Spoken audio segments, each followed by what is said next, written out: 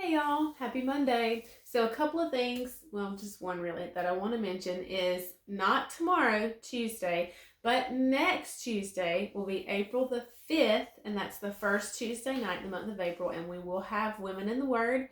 That'll be at 7:30 at Broad Street Deli, so you've got time to plan to be with us. Tuesday, April 5th, so not tomorrow, next Tuesday. So I want to go ahead and make mention of that so that I do not forget it. But that is always such a wonderful, intimate time to just fellowship and just bask in the goodness and the attention of our Father. All right, so last week we ended discussing joy and peace and how really in this verse they do go hand in hand.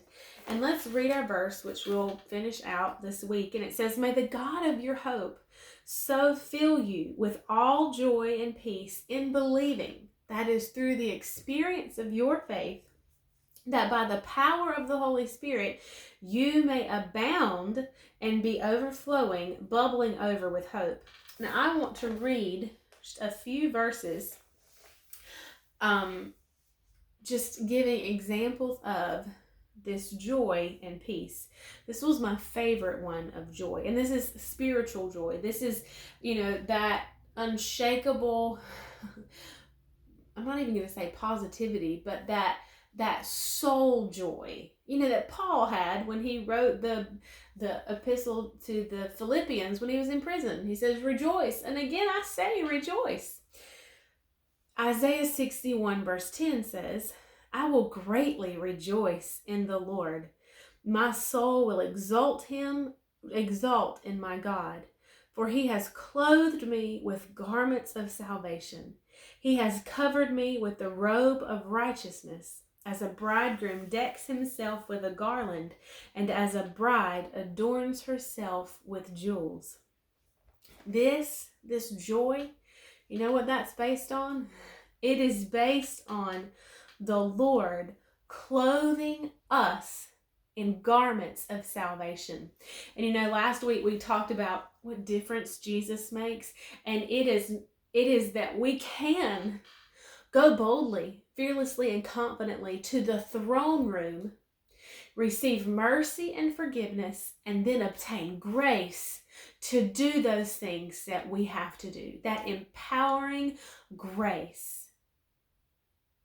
That's what this is. That is that joy. I will rejoice in the Lord. My soul will exult in my God, for he has clothed me with garments of salvation.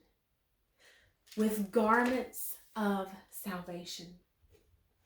And then several that I wanted to read from peace. Let me get there. I should have had this marked.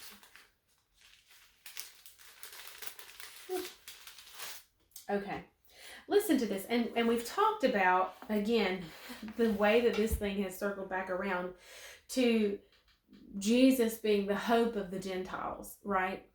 And where we were in Christmas and in Isaiah, and then again here in what we just read in Romans last week. This peace is that not moved peace. It is the tranquility peace. Regardless of what's moving and going on around me, my feet are planted.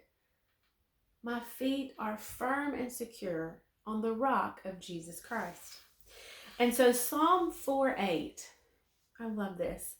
"I will both lay me down in peace and sleep, for thou, Lord, only makest me dwell in safety."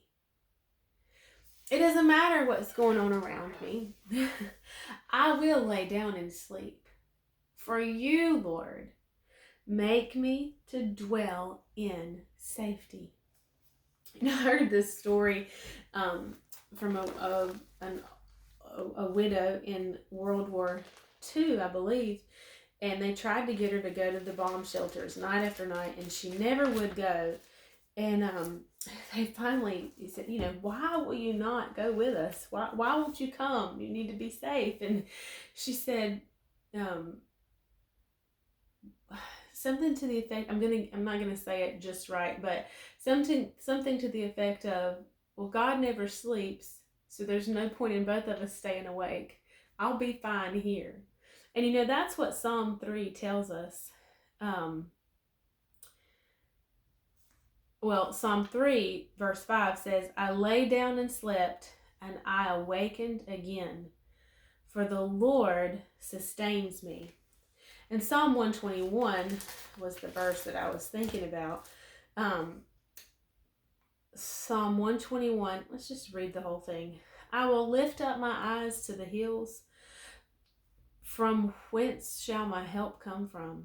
My help comes from the Lord, who made heaven and earth. He will not allow your foot to slip or be moved. He who keeps you will not slumber. Behold, he who keeps Israel will neither slumber nor sleep. That he keeps you in safety. He who is your peace does not sleep. And we will pick up here tomorrow. I'll see you then. Bye, y'all.